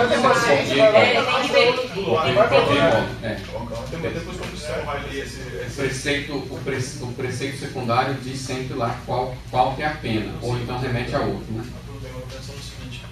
A prescrição não vai ser lida a partir dessa informação? Não, tem tabelas ocultas, entendeu? Cada tipo penal tem uma tabela, ele tem um índice correspondente. Aí tem tabelas ocultas lá, que o Ricardo aqui está fazendo isso, que assim, é muito difícil a informática conversar com o direito, né? Às vezes a gente fala uma coisa, isso aqui, por exemplo, eu pensei o sistema assim, né? Ele pensou o sistema assim, né? Aí a gente pede alguma coisa, assim, às vezes na terceira reunião é que a gente consegue, né, eu entender o que ele estava falando e ele o que eu estava falando, né? A gente teve uma experiência assim. Aí pode. Eu coloquei ele só para. Baseado, eu não sei nem saber. É de 4 a 6. É de 4 a 6 apenas. Mas pode deixar assim. Pode deixar assim. Clique em bancos agora, só para a gente ver. Aí já vai estar criado lá, né? Faz uma simulação aí em banco do. Não, forma de pagamento. Forma de pagamento.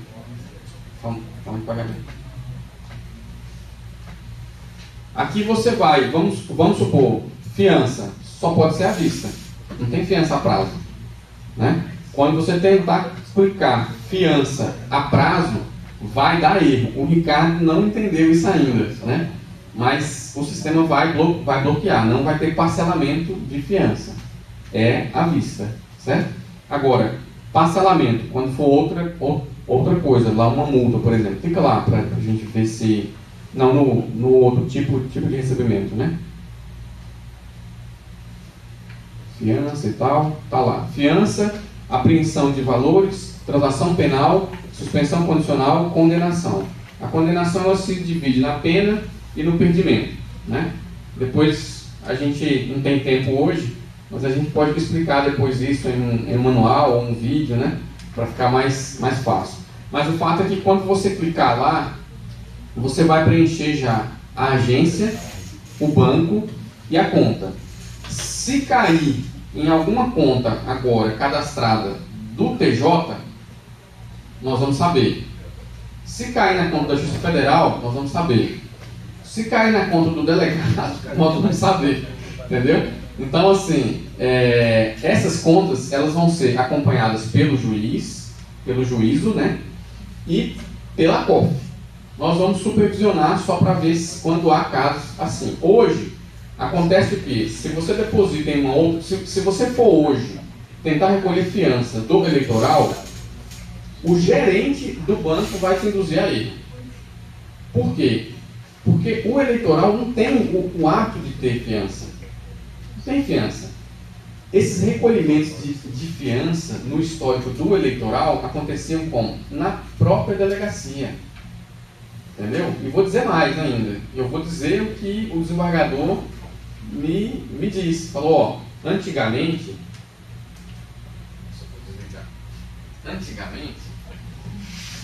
Não, eu vou... Antigamente, acontecia o quê? Alguns delegados, né, faziam como? Era uma prática comum. O Erivelton também sabe de casos aqui, próximos a ele, ok.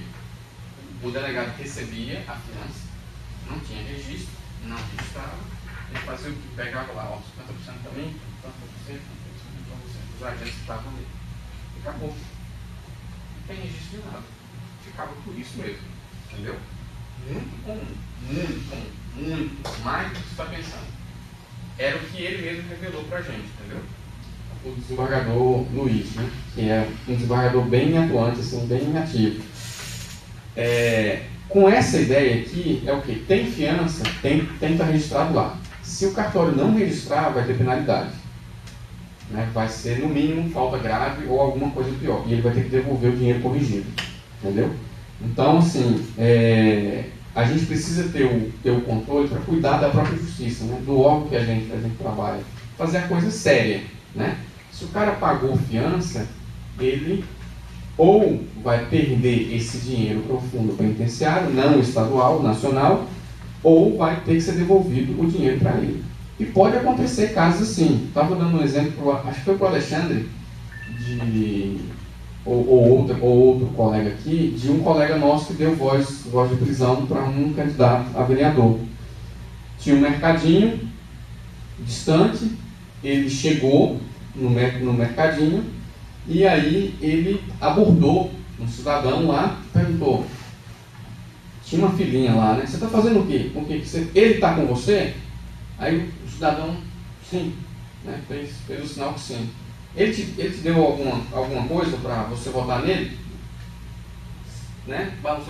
Então ele deu voz de prisão lá no cara. Prendeu o cara e tal, e aquele negócio na cidade foi um negócio assim. Antes de ele fazer isso, ele me ligou. Eu falei assim, você está me falando que é corrupção eleitoral, né? Prometer, oferecer, prometer, solicitar ou receber, para si ou para outro, dinheiro, dar ou qualquer outra vantagem, em troca de voto, promessa de voto ou abstenção, ainda que a oferta não seja aceita. É 299. Se é flagrante, você tem que prender. Né? Você está aí, você está vendo, então manda ver. E aí aconteceu o quê? O cara que ele estava falando era um indígena. E o indígena não falava português. Então o que ele fez? O cara falou assim, ele te deu alimento? E se ele perguntasse assim, você é um ET? Ele ia falar, né, também. Tudo que ele perguntou para o cara, o índio respondeu sim com a cabeça, afirmativamente. Entendeu? Mas a gente conseguiu resolver e tal, né? Mas assim, o cuidado que se deve ter. Se eu estava na cidade, né? Se eu não tivesse ido falar com um índio, chamado o juiz e tal, ouvido toda a situação na hora, provavelmente o cara seria, né, preso, iria pagar fiança e depois nós iríamos ver que esse dinheiro tinha que voltar para ele, corrigido. Justíssimo, né? Coincidiu de o cara estar ali. Talvez até tivesse alguma coisa, mas não tinha nenhum indício concreto para a gente presumir nada. O que teve foi isso. Oi. No caso, o delegado apura, a gente não sabe de nada, o crime está acontecendo, vai para a delegacia, ele colhe a fiança lá, porque a crime é até 4 anos, a maioria deles, né? Ah, sim. Então. Aí o delegado comunica a gente, para a gente informar isso? Nesse ano, muitos delegados fizeram isso, comunicaram a gente como é que eu recolho. Mas se ele não comunica, a gente pode ser responsável? Não, a partir da hora que você recebe, né? Você tem providências que você precisa tomar, né? O que acontece? Na justiça comum, todo dia tem fiança sendo feita. Agora, tem alguém pagando fiança. Na justiça federal, a mesma coisa. E no eleitoral? Não. Então, na Justiça Federal e na Justiça Comum Estadual, a gente tem setores específicos para isso, que cuidam disso. No eleitoral, nós não temos setor e não temos como ter. Seria inviável. O desembargador até sugeriu. Podia ter um setor, desembargador, é o seguinte, isso aqui acontece a cada 2 anos e nós não temos um setor para isso, para fazer isso. E a corregedoria, se colocar um alfinete, ela explode. Não tem mais como fazer nada mais. Não tem jeito, nós já estamos atrasados já. A gente precisa colocar o serviço em dia. E o senhor está jogando muita coisa mais para a gente, né? Então não tem como. Ele falou, não, concordo, vamos deixar assim. A sugestão nossa qual é? Como são poucas fianças por zona, cada zona abre a sua conta como é o procedimento hoje, continua fazendo como é hoje, vinculada ao número dos autos e informa aqui. Quando informar aqui, a COF vai acompanhar se o rendimento está sendo feito, porque acontece caso também de o gerente, ao abrir a conta, abrir uma conta não judicial, e aí ela não tem rendimento, né? Entendeu? Então, assim, quando você chega lá hoje, o gerente ele já indica você para recolher para o TJ, é automático. Aí você fala, não, é um órgão federal, ele recolhe para a Justiça Federal, entendeu?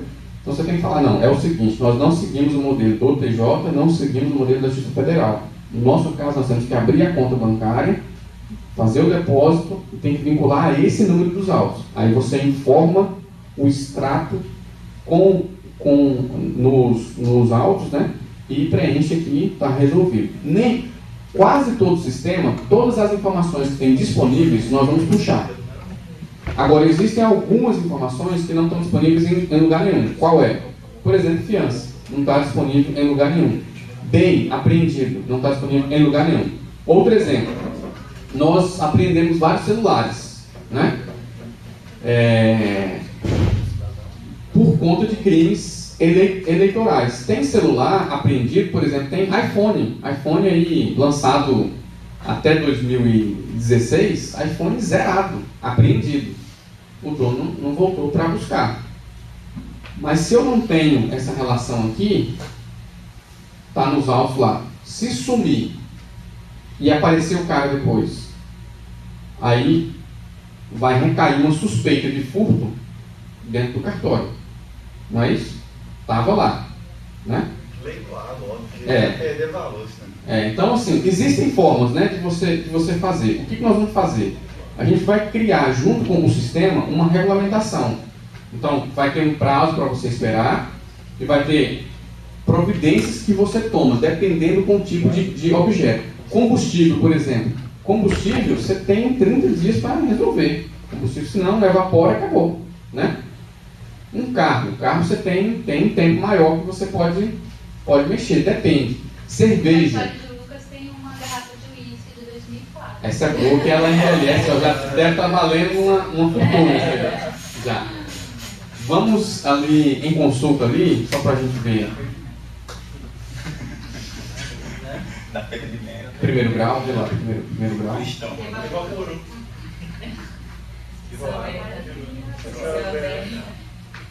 Vê se caminhando para a tela do lado lá, se a gente tem algum botão assim lá.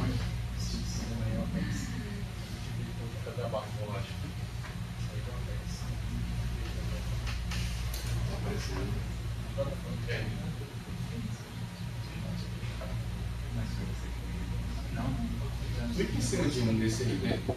Peraí, está.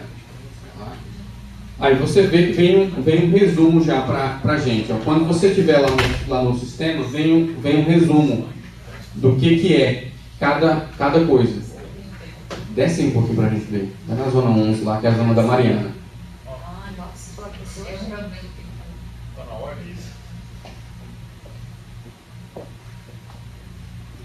Não, vou dar mensagem pra gente. Eu vou dar uma pausa agora com algumas técnicas. E vou convidar vocês aí para, depois que o Hélio mostrar alguns detalhes aqui, que o Hélio também tá vendo tem pouco tempo, para ir para o coffee break, tá? Que é urgente, então urgente é urgente. Né? Ctrl F não cai não. Não, porque tem. Eu vou trazer que as zonas não estão em ordem, né? Mas enfim, gente. É só clicar em sigla que ele ordena. Na sigla da sessão. Tem na zona 20. Não, a outra. Não. É, isso aí. Ah, sim. Se você quiser filtrar com uma zona específica. Zona 11, né?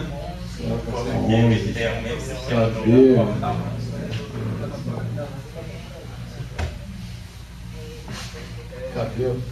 Tá difícil, viu? Deixa que estão aí informática, não caso sério. Alexandre. Bom. Desce ali do lado, desse filtrar, coloca 11, né? Vou tentar descer. Lá direito. Direito. Não,